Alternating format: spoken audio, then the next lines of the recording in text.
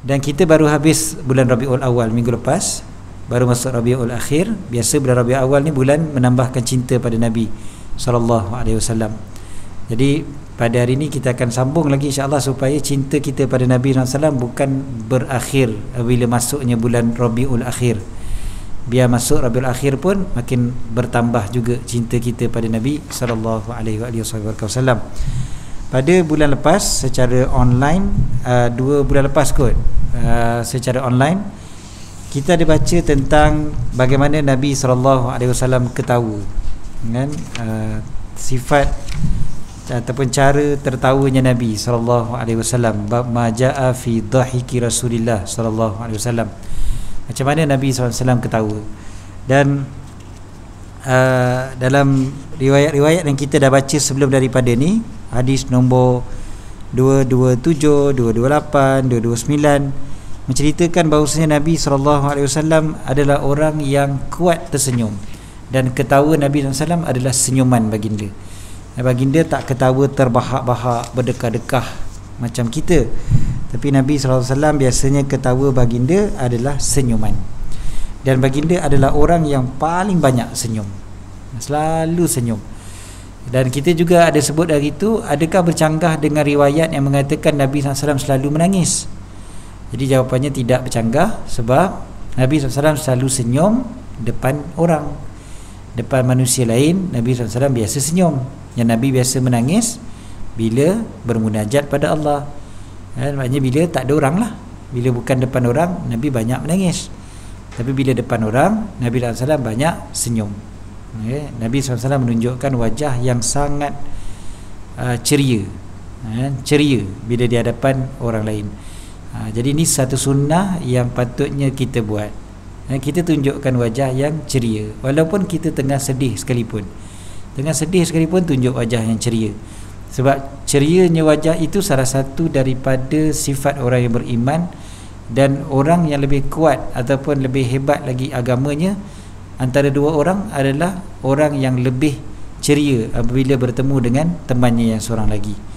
Sebab orang yang beriman ni, dia suka nak menggembirakan orang lain. Dipanggil idkhalus surur, memasukkan kegembiraan pada hati orang lain, pada hati orang yang beriman yang lain.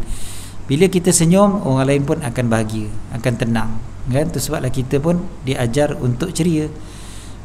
Kita biasa-biasakan untuk senyum dengan orang, tapi senyum dengan orang yang kita kenal lah. Jangan senyum kat semua orang, kan? Itu pelik sangat. Lagi-lagi kalau tak ada orang pun senyum juga, itu pun lagi pelik, kan? Jadi biar senyum dengan orang yang betul-betul yang patut kita senyumlah, kan? Senyum dan tunjukkan wajah yang ceria. Kan dipanggil apa, senyuman ni kan berjangkit, penyakit berjangkit, kan? Bukan penyakit lah, benda baik yang berjangkit, kan? Dia contagious, kan? Senyuman ni dia daripada satu orang pergi pada satu orang, satu orang pergi pada satu orang, terus menerus begitu. Dia memang berjangkit, tapi berjangkit yang baik, tak ada masalah lah.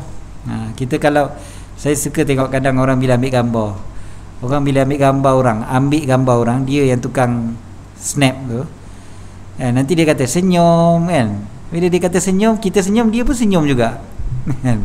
Padahal muka dia tak ada dalam kamera tu, kan? Muka dia tak ada dalam gambar tu, tapi dia pun senyum juga. Sebab dia tengok kita senyum, kan? Dia tengok kita senyum, dia pun senyum juga. Dia memang menjangkit sungguh. Okey, jadi kita terus pergi pada hadis yang berikutnya. Kalau dalam buku yang warna purple ni 233, kan? Dalam kitab lain mungkin 232, 233 ataupun 232, hadis berkaitan dengan kegembiraan juga, kan? Okay, kita baca terus. Bisanadin muttasilin anil Imam Tirmidzi rahimahullah wa nafa'ana bihi fid daraini amin qala haddatsana Hannad bin Sari haddatsana Abu Muawiyah anil A'mash an Ibrahim an Ubaidah as-Salmani an Abdullah bin Mas'ud radhiyallahu ta'ala anhu qala qala Rasulullah sallallahu alaihi wasallam inni la'arifu akhira ahli an-nari khurujan rajulun yakhruju minha zahfa fayuqalu lahu intaliq fadkhulil jannah qala fayadhhabu liyadkhul fayajidu an-nasa qad akhadhu al-manazil fayarji'u fayaqul rabbi qad akhadha an-nasul manazil fayuqalu lahu atadhkuru az-zamana alladhi kunta fihi fayaqulu na'am fayuqalu lahu tamanna qal fayatamanna fayuqalu lahu fa inna laka alladhi tamannaitahu wa 'ashrata adha'afi ad-dunya qal fayaqulu ataskharu bi wa anta al-malik qal falaqad ra'aitu Rasulullah sallallahu alaihi wasallam dhahika hatta badat nawajidhuh. Okey. Daripada Sayyidina Abdullah bin Mas'ud radhiyallahu taala anhu, beliau berkata Nabi sallallahu alaihi wasallam bersabda, inni la'arifu, sesungguhnya aku mengenali ataupun aku mengetahui akhir ahli nari khurujan, yang terakhir sekali di kalangan ahli neraka yang dapat keluar daripada neraka. Di kalangan umat orang Islam lah, maknanya dapat keluar daripada neraka masuk ke dalam syurga. Maknanya bukan kekal dalam neraka lah. Ni yang last sekali ya, yang last sekali. Rajulun yakhruju minha zahfa, lelaki tersebut keluar dalam keadaan merangkak, dalam keadaan merangkak. Okey, memang dia tak boleh nak berlari pun, dalam keadaan merangkak keluar daripada api neraka. Moga Allah selamatkan kita semua daripada api neraka. Allahumma amin. Fayuqalu lahu intaliq fadkhulil jannah, dikatakan kepada dia, pergilah dan masuklah engkau ke dalam syurga. Masuklah ke dalam syurga. Lalu dia pun pergilah, kan? Dia pun pergi nak masuk ke dalam syurga. Ni Nabi SAW ceritalah, kan? Orang tu pergi nak masuk syurga. Sekali bila dia pergi, dia tengok fayajidun nasa qad akhadhul manazil. Dia jumpa, dia tengok orang semua dah ambil tempat masing-masing. Dia kata, syurga dah penuh dah. Semua dah terisi, kan? Semua tempat orang dah ambil dah. Dia nampak macam seolah-olah syurga tu dah penuh. Kecewalah dia. Fayarji', dia pun balik. Lalu dia pun berkata, Rabbi qad akhadha an-nasul manazil, Tuhan, semua orang dah ambil tempat masing-masing. Dia mengadu. Maknanya, habis aku nak duduk mana pula? Syurga dah penuh dah. Lalu dikatakan kepadanya, atadhkur, adakah kau masih ingat? Atadhkuriz zaman alladhi kunta fi, kau ingat tak dekat dunia dulu, kau pernah duduk dekat dunia dulu? Kau ingat? Maknanya kau ingat syurga ni macam dekat dunia ke, yang mana sempit?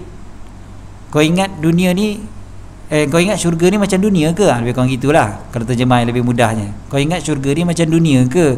Bila dah penuh, orang lain tak boleh masuk. Macam tu kan kat dunia. Jadi kalau tempat duduk dah penuh, orang tak boleh masuk dah. Ataupun perumahan tu semua orang dah duduk, tak ada orang boleh beli dah rumah kat situ, kan? Sebab dah penuh. Hotel, bilik dah penuh, tak boleh nak masuk lagi dah, kan? Sebab dah fully book. Dunia memanglah macam tu sifat dia. Tapi kau ingat macam dulu-dulu ke? Macam kau ingat waktu kau dekat dunia dulu ke? Ditanya kepada dia. Fayaqulu na'am, dia kata iyalah. Itulah sangkaan aku. Lalu dikatakan kepada dia pula, tamanna. Tamanna maksudnya, kalau mudah ni kata, kau beranganlah sekejap. Kau berangan kejap. Ataupun kau berharaplah, kau mintalah apa yang engkau gambarkan, ya? Apa saja. Kau berangan dulu. Kau berangan, okey, macam kalau dulu kau kat dunia, mungkin kau akan berangan, kau akan dapat istana ke, kau dapat begini, taman begini. Okay, kau berangan dulu, kan? Lepas tu dia pun berangan lah. Kalau dia diminta, maka dia pun berangan. Dia pun mintalah apa yang ada dalam hati dia, apa yang ada dalam dada dia, apa yang ada dalam jiwa dia, apa yang dia sempat nak fikirkan, dia fikirkanlah. Okey, yang itulah yang dia minta pada Allah Ta'ala. Lalu dikatakan kepada dia, fa innalakal ladzi tamannaitahu maka sesungguhnya untuk engkau apa yang engkau angankan tadi, yang kau harap-harapkan tadi, dan wa asyrata adha'afid dunya, dan 10 kali ganda dunia. 10 kali ganda dunia.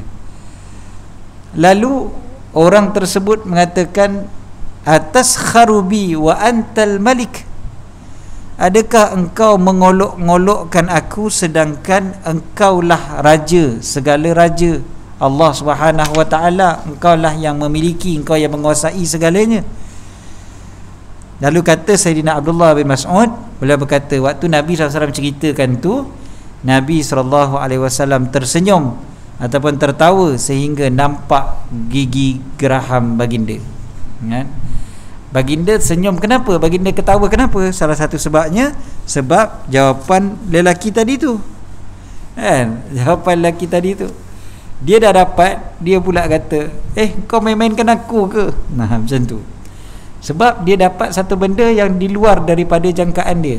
Sebab dia dah pertama, dia tengok dah penuh, lagilah dah rasa putus asa.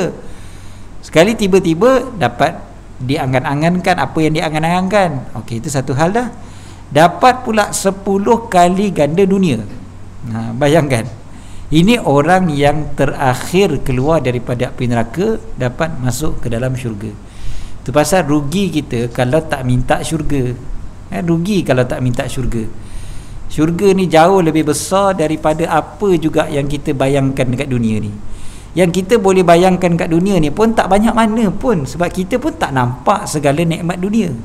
Tak sempat pun. Kita hidup panjang mana pun tak sempat nak tengok seluruh nikmat yang ada dekat dunia ni. Dan kita berjalan lah pergi mana-mana sekalipun, satu tempat ke satu tempat, kita pergi satu tempat baru, nampak pula nikmat baru yang Allah Ta'ala kurniakan kepada hambanya.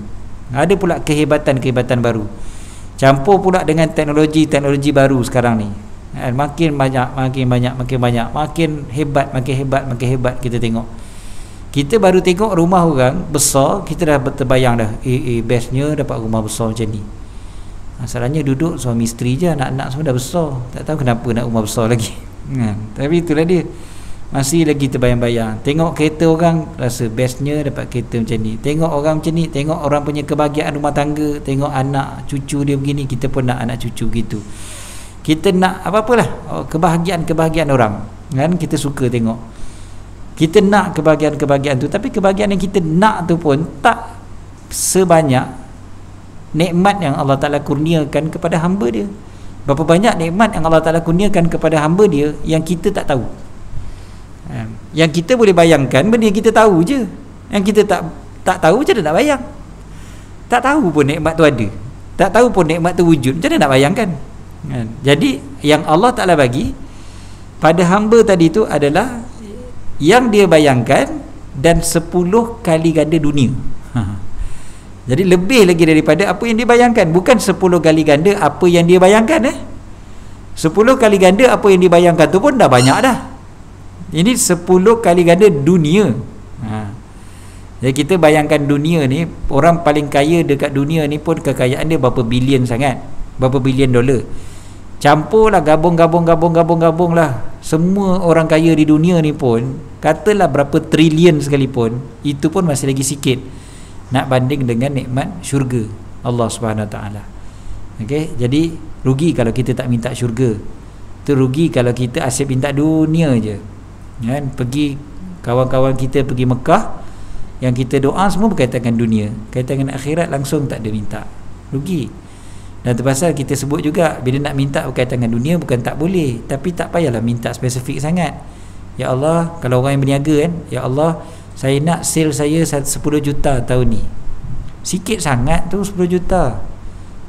Baik minta pada Allah dengan rahmat Allah Ta'ala, apa sahajalah Allah Ta'ala nak bagi. Sebab 10 juta tu masih lagi sikit nak banding dengan kuasa Allah Ta'ala. Jadi buat apa minta 10 juta?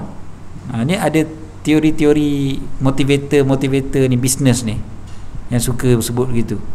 Pergi Mekah ni tuan-tuan kena bayang begitu. Bayang dapat 4 juta tahun ni. Baru kita boleh dapat. Pandai-pandai je dia. Benda Rasulullah tak pernah ajar. Ulama tak pernah ajar nak buat begitu. Tiba-tiba motivator ni cakap macam tu, tak payah ikut lah kalau dia bercakap macam tu. Minta lebih luas lagi daripada tu, sebab kasih sayang Allah, kuasa Allah Ta'ala, khazanah Allah Ta'ala lebih luas daripada tu. Tu baru dunia. Akhirat jauh lebih besar lagi. Okey. Jadi adakah engkau memperolokkan aku tu lebih kepada bahasa orang yang terkejut lah. Macam kalau kita bagi kan, biar betul main-main lah kan, kita cakap tu kan, main-main lah, apa ni main-mainkan aku pula. Kita rasa macam tak logik kita dapat macam tu. Lagi-lagi dia adalah yang terakhir keluar daripada api neraka kan, lagilah dia rasa tak logik dapat banyak macam tu. Itu yang dia kata, adakah engkau mempermain-mainkan aku sedangkan engkau lah Al-Malik.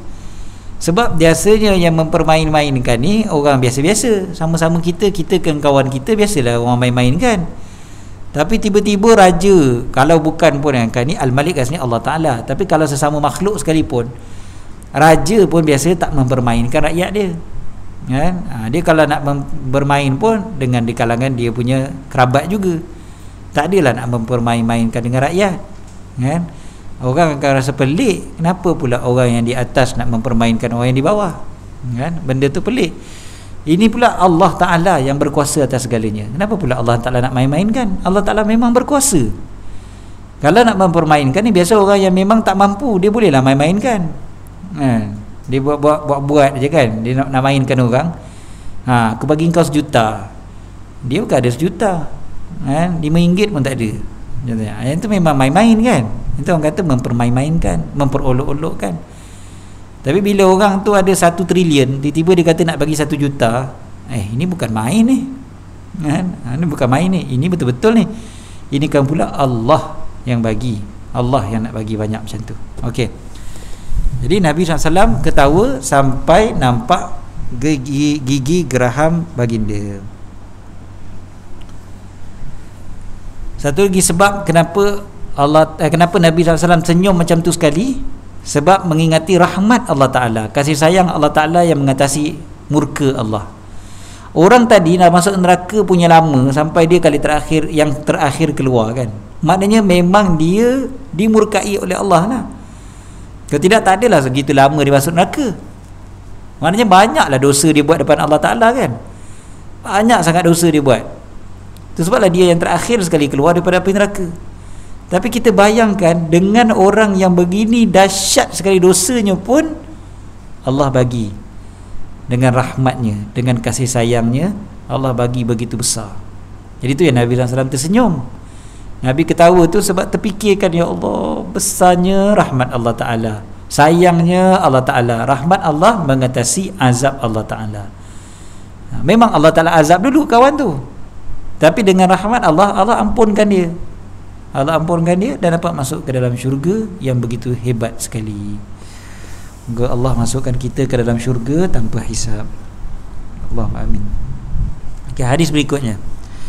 Wa bi anhu qala haddatsana Qutaibah bin Sa'id haddatsana Abu al-Ahwas an Abi Ishaq an Ali bin Rabi'ah qala syahidtu Aliyan radhiyallahu anhu utiya bidabatin liyarkabaha falamma wada'a rijlahu fi ar-rikabi qala bismillah falamma istawa ala zahriha qala alhamdulillah thumma qala subhanalladzi sakhkhara lana hadha wa ma kunna lahu muqrinin wa inna ila rabbina lamunqalibun thumma qala alhamdulillah thalathan wallahu akbar thalathan subhanaka inni zalamtu nafsi faghfirli fa innahu la yaghfiru dhunuba illa anta thumma dhahika faqultu min ayyi shay'in dhahikta ya amiral mu'minin qala ra'aitu rasulullah sallallahu alaihi wasallam sana'a kama sana'tu thumma dhahika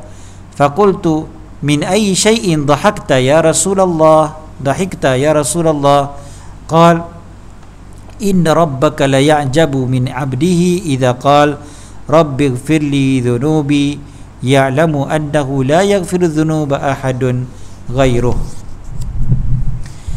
Aku melihat, ini kata Ali ibn Rabi'ah. Ali ibn Rabi'ah ni dia tengok Sayyidina Ali. Dia nampak Sayyidina Ali buat apa? Sayyidina Ali naik kenderaan, naik haiwan tunggangan. Dia nampak Sayyidina Ali naik haiwan tunggangan nak Lepas tu macam mana caranya? Sayyidina Ali bila letakkan kaki beliau pada kenderaan tersebut, Sayyidina Ali baca bismillah. Kemudiannya bila dah duduk atas tu, barulah baca alhamdulillah dan subhanalladzi sakhkhara lana hadza wa ma kunna lahu muqrinin wa inna ila rabbina lamunqalibun. Maknanya kan kita tahu kan, kalau naik kuda ke naik unta ke, memang kita kena letak kaki sebelah dulu, lepas tu baru angkat lagi kaki lagi sebelah kan. Bukan boleh melompat aja dua-dua kaki kan. Dan kita kalau naik kereta pun memang biasanya kita masuk kaki sebelah dulu. Ada orang masuk dua-dua kaki tu masuk kereta. Macam mana nak melompat masuk kereta? Mana boleh kan? Mestilah duduk sebelah kaki dulu, lepas tu bawa lagi sebelah kaki masuk kan. Jadi maknanya kalau kita naik kereta pun kita boleh buat benda ni kan. Masuk sebelah, baca duduk bismillah kan. Lepas tu dah masuk duduk belah, maknanya dah tetap, dah duduk, barulah baca subhanalladzi sakhkhara lana hadza wa ma kunna lahu muqrinin wa inna ila rabbina lamunqalibun.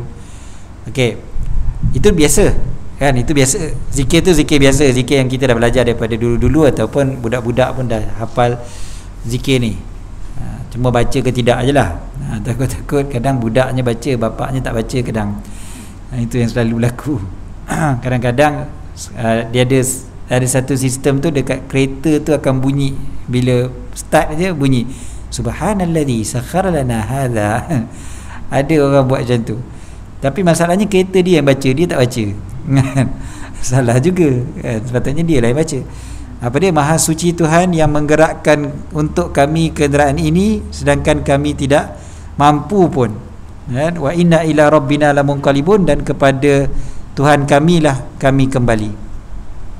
Betulkan terjemahan tu terjemahan kat situ. Siapa yang ada buku yang purple, warna purple, buku yang purple, buku yang lain tak apa. Siapa ada buku warna purple tu dia sebut dan sungguhnya hanya kepada Tuhan kami kembali kan.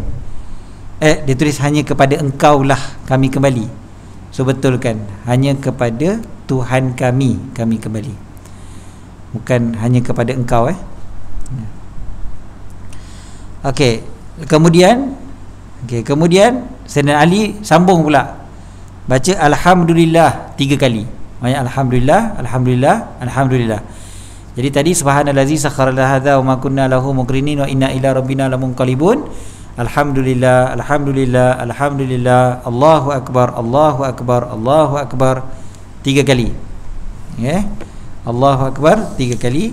Kemudiannya Sayyidina Ali baca apa? Subhanaka inni zalamtu nafsi faghfirli fa innahu la yaghfiru dzunuba illa anta.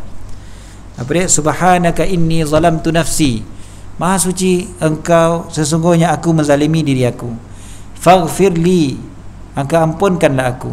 Fa innahu la yaghfiru dzam atau fa innahu la yaghfiru dzunuba illa anta. Sungguhnya tiada yang boleh mengampunkan dosa-dosa kecuali engkau. Jadi dekat sini bacaan tu bacaan yang kita boleh faham lah kan, bacaan tu macam tu lah. Okay, jadi habis baca maknanya mula kaki sebelah sebut bismillah, dan naik duduk belah alhamdulillah, lepas tu subhanallazi sakhkhara lana hadza wa ma kunna lahu muqrinin wa inna ila rabbina lamunqalibun. Alhamdulillah 3 kali, Allahu akbar 3 kali. Lepas tu minta ampun. Subhanaka inni zalamtu nafsi. Maha suci engkau Tuhan, maha suci engkau ya Allah, sesungguhnya aku telah menzalimi diri aku. Faghfirli fa innahu la yaghfiru dzunuba illa anta. Ampunkan aku, sungguhnya tiada yang boleh mengampunkan dosa-dosa kecuali engkau. Okey. Nak ceritanya apa?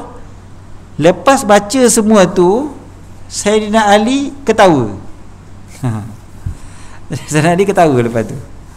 Jadi yang tengok dia ni siapa dia tadi? Sayyidina Ali bin Rabi'ah tadi kan.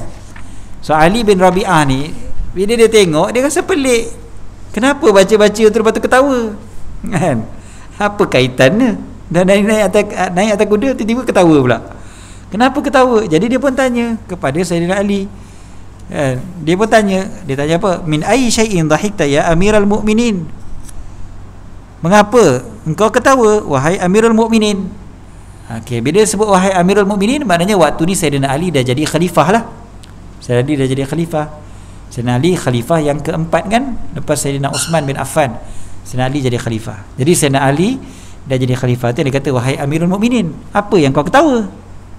Kenapa ketawa? Lalu Sayyidina Ali pun jawab, aku melihat Rasulullah SAW buat begini, sama macam yang aku buat tadi ni. Maknanya dia tiru betul-betul sebiji-sebiji macam mana Nabi SAW buat. Nabi sebut bismillah dulu, lepas tu angkat dua belah kaki tu, dah naik betul-betul tetap, baca alhamdulillah, lepas tu subhanallazi sakhkhara lana, lepas tu alhamdulillah 3 kali, Allahu akbar 3 kali, lepas tu doa tadi tu. Kemudiannya Nabi ketawa. Jadi dia tiru betul-betul. Nabi ketawa, dia pun ketawa juga buat macam tu. Jadi yang ketawa tu pun dia tiru. Lepas tu dia pun tanya soalan yang sama. Dia tanya, wahai Rasulullah, apa yang menyebabkan kau ketawa? Kenapa kau ketawa bila baca benda ni? Lalu Nabi SAW jawab, inna rabbaka la ya'jabu min 'abdihi idza qala rabbighfirli dhunubi. Sungguhnya Tuhanmu sangat mengagumi hamba-hambanya bila berkata, Tuhan, ampuni dosa-dosaku. Allah Maha mengetahui tiada seorang pun boleh mengampunkan dosa selain daripada Dia. Jadi maknanya Nabi SAW ketawa. Nabi SAW ketawa sebab Nabi SAW tahu yang Allah Subhanahu Wa Taala meridai orang yang sebut begitu. Sebab memanglah tak ada siapa boleh ampunkan dosa kecuali Allah.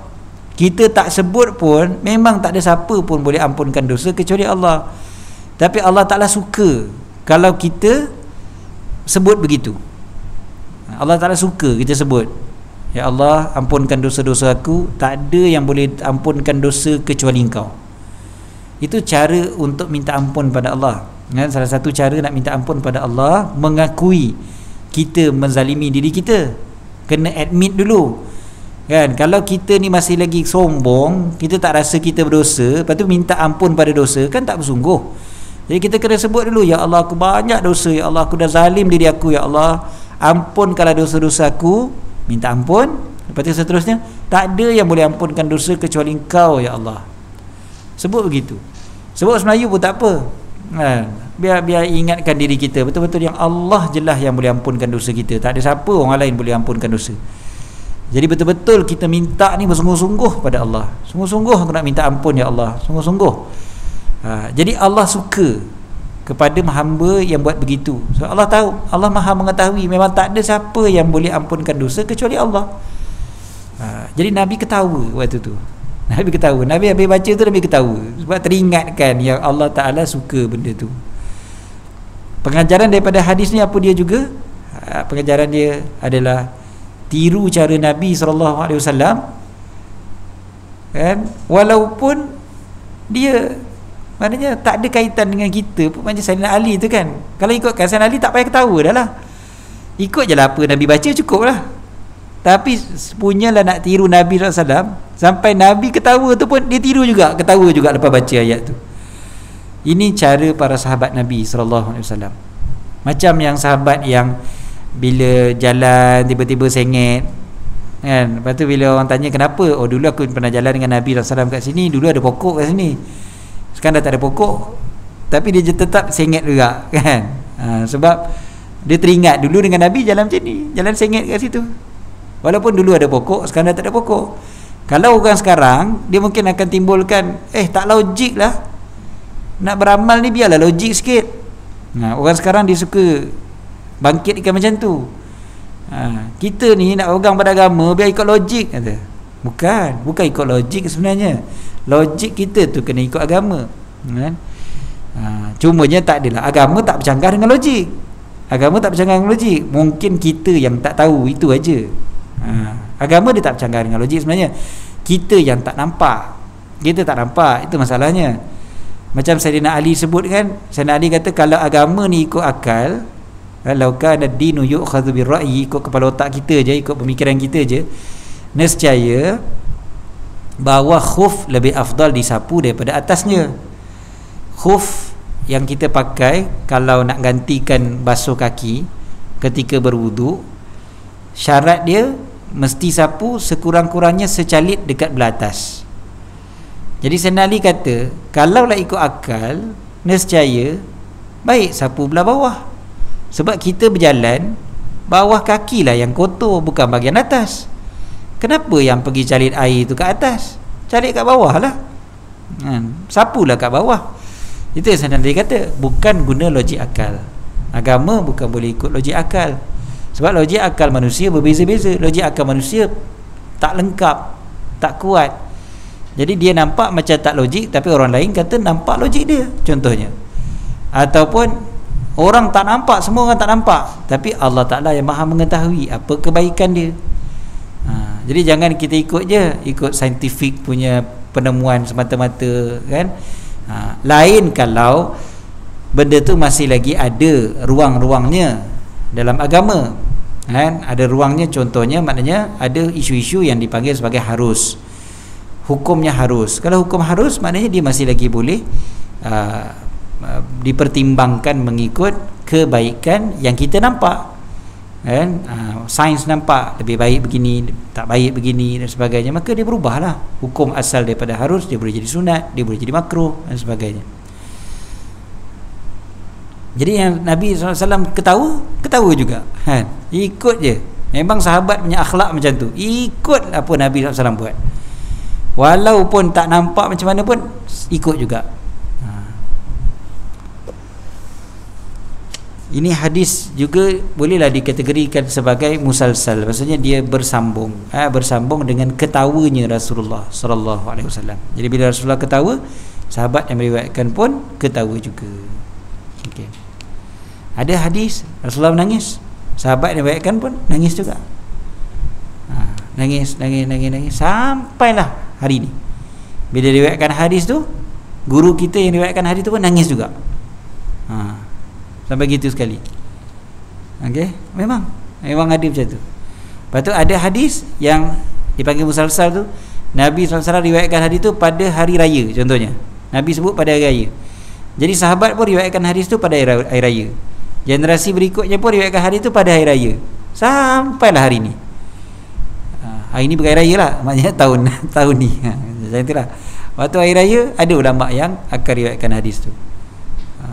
Saya tak pernah sampaikan lagi hadis musalsal hari raya ni. Saya dah dapat lah daripada guru-guru kita. Hari raya pun pergi belajar juga tau. Bukan pergi beraya je. Jadi hari raya pun kena pergi belajar lah baru dapat hadis tu. Kalau tak pergi belajar tak dapat lah hadis tu. Jadi waktu hari raya ambil hadis tu, dapatlah musalsal hari raya dipanggil. Musalsal biyaumil Aid, musalsal pada hari raya. Macam tu jugalah musalsal pada hari Ashura dan sebagainya. Musalsal pada hari Ashura hari itu bulan Muharram saya ada sampaikan melalui online. Zaman sekarang pakai online pun boleh, kan. Jadi bolehlah musalsal hari raya pun boleh buat cara online je. Saya ingat guru saya pun dah daripada tahun lepas pun buat majlis sambutan hari raya, ziarah guru secara online, Zoom je. Jadi dia buat majlis raya dengan guru tapi secara online. Jadi cuma tak ada makan minum lah. Kalau anak murid tu bijak sikit, dia hantar makanan pada guru tu, pakailah food panda ke apa. Tapi kebanyakan murid tak cerdik macam tu. Dia kira buka Zoom je cukup. Itu je lah. Okay, ini guru kami lah, yang kami belajar macam tu lah. Okay, seterusnya hadis yang terakhir dalam bab ini, wabihi anhu qal haddatsana Muhammad bin Bashar haddatsana Muhammad bin Abdullah al-Ansari haddatsana Abdullah bin Aun an Muhammad bin al-Aswad an Amir bin Sa'd qala Sa'dun laqad ra'aytu an-nabiyya sallallahu alaihi wasallam dhahika yawmal khandaq hatta badat nawajidhu qultu kaifa kana dhahiku kana rajulun ma'ahu tursun wa kana Sa'dun ramiyan wa kana ar-rajulu yaqulu kadha wa kadha biturs yughatti jabhatah fanaza'a lahu Sa'dun bisahmin falamma rafa'a ra'sahu ramahu falam yukhti hadhihi minhu ya'ni jabhatah wa anqalaba ar-rajul wa shala birijlihi fadhahika an-nabiy sallallahu alaihi wasallam hatta badat nawajidhu qultu min ayyi shay'in dhahik qal min fi'lihi birrajul. Ini cerita waktu perang Khandaq. Sayyidina Sa'ad berkata, aku melihat Nabi SAW tertawa pada hari peperangan Khandaq. Perang Khandaq kita pun tahu kan, perang Ahzab, perang yang berlaku di Madinah, perang yang berlaku antara umat Islam berhadapan dengan kelompok-kelompok musuh. Orang Quraisy bersekongkol dengan banyak kabilah-kabilah yang lain, termasuklah orang Yahudi, nak menentang Nabi SAW, dan Nabi tak pergi keluar berperang di luar Madinah, tapi menggali parit. Sebab nama dia Khandaq, parit. Siapa pergi umrah, siapa pernah pergi haji, akan dibawa ke Masjid 7. Masjid 7 tu, itulah dia kawasan kita panggil apa, stesen Nabi SAW dengan para sahabat waktu perang Khandaq, khususnya para sahabat lah. Nabi SAW stationnya ada beberapa, ada satu dekat Masjid 7 tu, Masjid Fatah nama dia. Ada lagi tempat yang di belakang tu lagi, dekat Bukit Silak dia panggil, ada juga stesen Nabi SAW kat situ. Jadi senang ceritanya, perang Khandaq ni perang yang perang yang getir lah, perang yang menggerunkan sebenarnya. Sebab orang kafir beramai-ramai serang dengan jumlah yang begitu ramai. Orang Madinah tak ramai sangat, orang Islam kat Madinah tak ramai. Jadi bila diorang serang begitu ramai, memang takut jugalah, seram jugalah, para sahabat seram. Tambah pula lagi, kawasan Madinah tu yang digali parit tu dekat kawasan yang mana kuda tak boleh lalu, kuda boleh lalu. Jadi digali parit. Bila gali parit, kuda tak boleh lalu lah.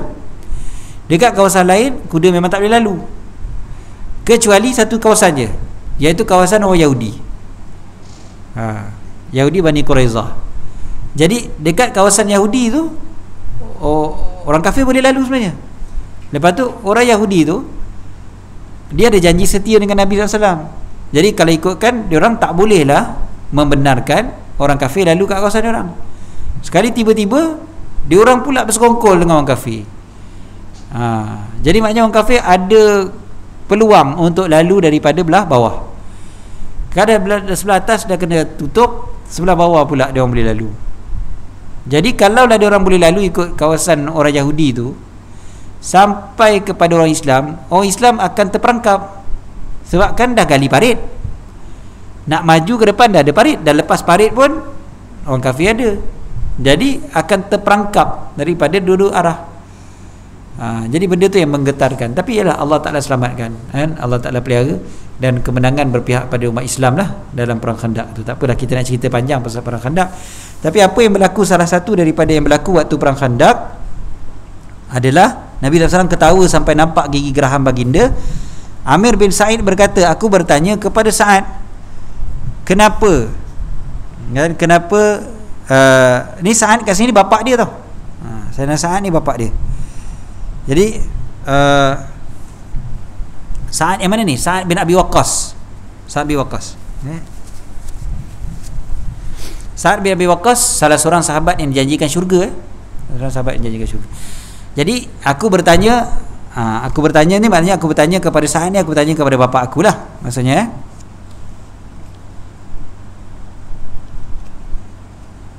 Dia sebenarnya dia tak sebut aku bertanya kepada Sa'ad dalam bahasa Arab. Dalam bahasa Arab cuma sebut aku bertanya. Itu je. Okey. Cuma penterjemah dekat buku yang warna purple ni dia nak bagi orang faham, jadi dia sebutlah aku bertanya kepada Sa'ad. Nanti mungkin ada yang rasa macam pelik, kata dia ni panggil bapak dia panggil nama je ke? Kan? Bukan macam tu. Dia cuma cakap aku bertanya. Maksudnya aku bertanya pada bapak aku. Apa dia? Bagaimana ataupun macam mana Nabi SAW boleh ketawa? Lalu Sayyidina Sa'ad bin Abi Waqqas pun terangkan, kana rajulun ma'ahu tursun. Ada seorang lelaki kafir ini, dia memegang perisai. Shield dan shield. Turs ni shield lah. Kemudiannya wa kana Sa'dun ramiyan. Sayyidina Sa'ad pula adalah pemanah. Wa kana rajulu yaqulu kadza wa kadza biturs. Dan lelaki itu berkata begini dan begini dengan perisainya. Maknanya berkata tu maksudnya dia buat begini-begini. Maksudnya dia dengan perisai dia tu, dia duk tunjuk-tunjuk. Dia pakai apa macam show off gitulah, macam belagak lah. Kan, kau nak panah aku, macam tu lah. Main-mainkan, dia main-mainkan dengan perisai tu. Berkata ni sebenarnya terjemahan yang tak tepat sangat. Kalau tak tahu lah terjemahan akaknya terjemahan macam mana? Macam mana? Mengatakan juga mengatakan. Sebab apa tahu penterjemah gunakan perkataan mengatakan? Sebab digunakan perkataan yaqulu bi kadza wa kadza.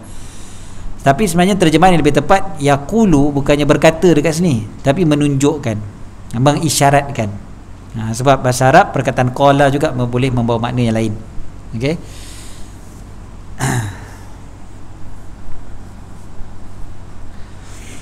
Jadi yaqulu kadza wa kadza maknanya yaf'alu kadza wa kadza. Okey, betul, dia buat. Okey.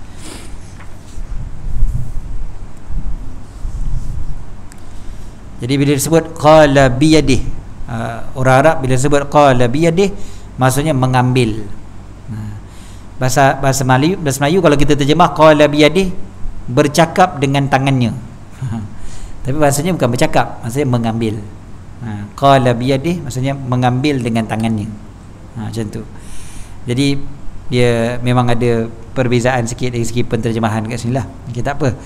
Jadi kemudiannya bila dah orang tu dia buat macam tu kan, dia main-main macam tu, Sayyidina Sa'ad cabut anak panah dia. Lepas tu bila lelaki tu dia main lagi kan, dia angkat dia punya kepala dia, ataupun angkat dia punya kepala dia daripada perisai tu, dia main cak-cak kata kan. Cak itu waktu tu juga Sayyidina Sa'ad pun lepaskan dia punya panah dia. Dan lepaskan panah tu tepat pada sasaran, iaitu kena betul-betul dekat dahi orang tu. Apa dalam bahasa tu, apa dia panggil, bullseye kan, kan yang tepat betul-betul kan, pom betul-betul begitu. Okey.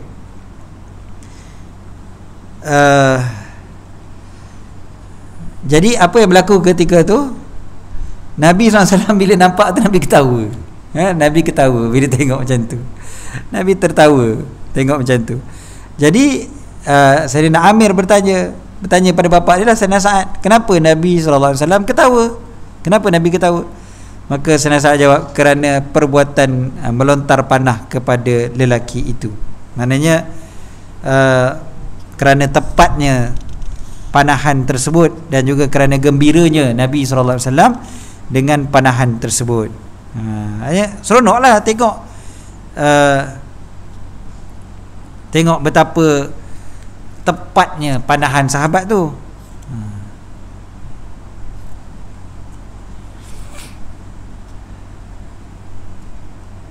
Cumanya disebutkan tadi bila terkena tu, lelaki tu jatuh dan terangkat kakinya kan, wasyala birijlih, terangkat kaki dia, tergolek dia kan sampai terangkat kaki dia.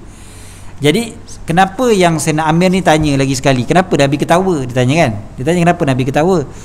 Sebenarnya dia nak tahu Nabi ketawa tu sebab hebatnya bapa dia memanah tadi tu, Sayyidina Sa'ad memanah, ataupun sebab orang tu tergolek tadi. Nabi ketawakan orang tu ke Nabi ketawa tu sebab hebatnya panahan tu? Jadi Sayyidina Sa'ad pun terangkan, dia kata kerana perbuatan panah tu, maknanya perbuatan Sayyidina Sa'ad tu melontar panah ataupun memanah dengan begitu tepat kepada lelaki tu. Jadi itu sebab Nabi SAW ketawa. Yang ini kita tahu, dan biasalah kita pun tak payahlah kita dalam perang kan, kalau bukan dalam perang pun, kalau kita berlatih ataupun kita tengok anak kita main berlatih kan, kalau dia dapat panah dengan tepat, confirm kita pun akan senyum kan? Kita pun akan senyum sampai nampak gigi juga. Seronok kita tengok, oi kan, tepat sekali dia punya panahan dia. Ada yang jawab headshot Ustaz, kan, tepat. Jadi bila kena dekat kan, kalau panah tu kan, kalau sekarang kan kita main tak ada bulat tu kan, ada markah-markah dia bulat kan, bulat lagi besar bulat. Jadi kalau kena betul-betul kat tengah tu, tu kan paling hebat sekali. Bila kita tengok orang macam tu, secara automatik kita ketawa ataupun kita senyum. Lagi-lagi kalau benda tu susah, macam saya tengok sahabat-sahabat yang naik kuda kan, sambil-sambil naik kuda sambil manah kan, dia pusing dengan kuda, pop dia panah, tepat pula tu. Kita yang tengok tu secara automatik, kan, kita sendiri terus tersengih. Kadang kita tak kenal pun orang tu kadang. Ini kan pula Nabi SAW dalam peperangan memang menentang musuh, dan yang panah tu pula adalah sahabat yang Nabi SAW sangat sayang, Sayyidina Sa'ad. Jadi tentulah Nabi pun tersenyum gembira tengok panahan sahabatnya yang begitu tepat. Wallahu a'lam. Selesai tajuk ini. InsyaAllah pada pengajian akan datang kita akan sambung cerita tentang senda gurau Rasulullah SAW pula. Jadi rupanya Rasulullah pun ada bergurau juga kan, bukanlah serius memanjang sampai tak boleh nak gurau langsung. Rasulullah pun ada bergurau. Jadi nanti kita akan bincang pula tentang senda gurau Rasulullah sallallahu alaihi wasallam. Wallahu alam. Cukup setakat itu insya-Allah untuk kali ini. Ada soalan?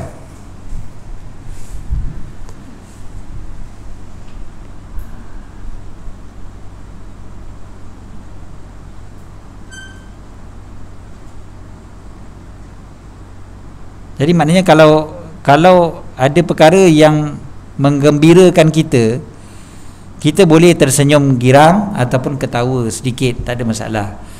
Kan? Tapi jangan ketawa yang sampai terbahak-bahak lah. Kan? Cuba kontrol sikit lah ketawa tu. Ini ketawa mengilai macam nak apa. Saya pernah tegur kawan-kawan waktu pergi ke Ashabul Kahfi dekat Jordan. Gua Ashabul Kahfi tu kan ada tulang ada kan. Jadi bila kita bawa tu, kita cerita tentang Ashabul Kahfi tu, sekali tiba-tiba dia orang buat lawak sama dia orang. Budak-budak muda, memang gembira, tak ada masalah, tapi buat lawak. Bila buat lawak, mula ketawa mengikik-kikik. Keluar daripada gua tu saya terus tegur lah. Saya kata, kita ni dekat tempat orang yang soleh kan, tempat orang yang berjuang sampai mati nak mempertahankan agama di hadapan pemerintah yang zalim kan. Ketika tu sampailah mereka mati dalam gua tu. Mereka ditidurkan kan, tapi lepas tu kan bangun, betul kan, meninggal. Orang yang hebat, orang yang dicatatkan dalam Al-Quran dan sebagainya, sekali kat tempat macam ni pula kita ketawa terkekek-kekek. Tak sesuai lah, tempat tu tak sesuai. Tempat tu patut untuk kita ambil pengajaran, bukan untuk kita ketawa. Jangan pula, ustaz ni tak boleh langsung ketawa sikit pun tak boleh, serius saja. Bukan kan, bukannya kita nak serius memanjang, tapi biar bertempat. Biar bertempat, tengok pada suasana. Janganlah suasana macam tu pun nak ketawa juga. Ibaratnya kalau macam orang meninggal, kita duk buat lawak ketawa ramai-ramai kan, macam orang kata tak hormat betul lah kan akan jadi gitu kan. Kita pergi, orang meninggal tu pelawak, keluarga dia semua pelawak sekalipun, takkan buat lawak kan waktu orang meninggal. Macam tu lah, biar ada tempat-tempat yang tertentu. Ada soalan ni? Alamak, tak sempat baca.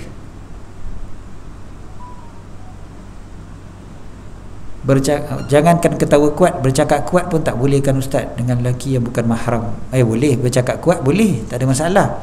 Jangan bercakap menggoda yang tak boleh. Ketawa disebabkan perbuatan yang malukan tu, boleh ke ustaz? Macam perkara-perkara yang diviralkan atau nampak kurang cerdik. Okey, ni pun satu lagi kan, satu perkara yang selalu juga berlaku. Viral, apa dia panggil tu, yang dimain-mainkan orang tu apa? Prank. Prank kan, prank itu bila kita tengok betul kita pun ketawa juga kan? Bolehkah kita ketawa macam tu? Jawapannya, kita ketawa kerana lucu dengan perkara tu. Itu lumrah manusia. Tapi yang salahnya adalah kalau kita sokong perbuatan tu, ataupun lebih salah lagi yang melakukan perbuatan tu kan, yang mengaibkan orang. Mengaibkan orang tak boleh. Mana boleh kita aibkan orang, walaupun dengan tujuan tak apa dah ustaz ni gurau-gurau je. Gurau-gurau bukan dengan mengaibkan orang. Banyak lagi cara untuk bergurau tanpa mengaibkan orang. Kita boleh nak buat prank tanpa mengaibkan. Kena fikirlah macam mana cara je, sampai orang tu rasa macam ni rupanya seronok. Orang kata surprise kan, surprise tak ada masalah, buatlah surprise, menggembirakan orang, tapi jangan sampai buat prank. Soalan keluar tajuk, Ustaz, apa ni, pasal waktu wudu atau mandi hadas perlu ke niat untuk mengangkat hadas kecil atau hadas besar, atau cukup saja kalau hanya niat dalam hati aku berwudu atau aku mandi hadas, aku mandi wajib sahaja, cukup tak? Itu kira niat lah tu, dalam hati itulah yang dikira niat. Yang dekat mulut, dekat lidah tu dipanggil lafaz, melafazkan niat, hukum dia sunat. Yang mesti adalah yang dalam hati, iaitu berniat. Berniat itu tempatnya dalam hati.